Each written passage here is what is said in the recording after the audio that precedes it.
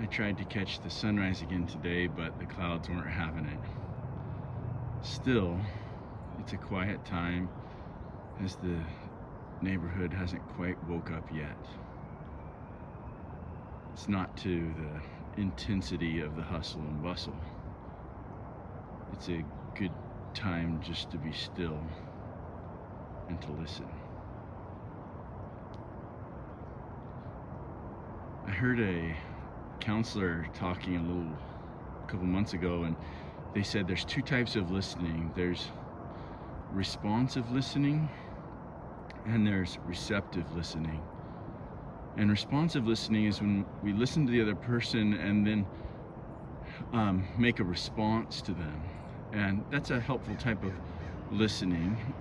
We respond to them based on what they're saying. But she says even more helpful is receptive listening, which is listening just to hear what the other person has to say without making a response. She said, in particular, she was talking about marriage, but most couples, she says, do 90% responsive and 10% receptive. And that's a really hard way to have a good relationship.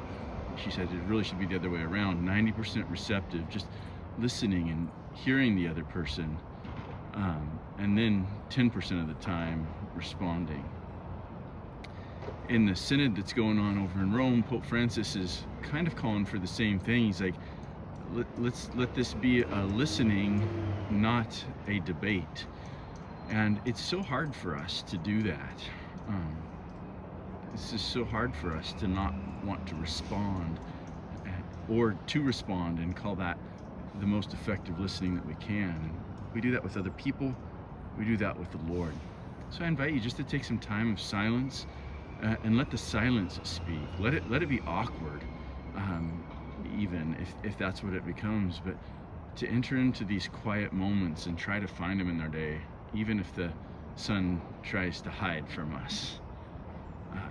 Coming up today is Pope Francis is asking for a day of prayer and fasting for all those in the Holy Land. And this might be a good day for us to say, I'm not going to do one of the things that I was going to do, so I can fast and pray and just be, to practice that receptive listening.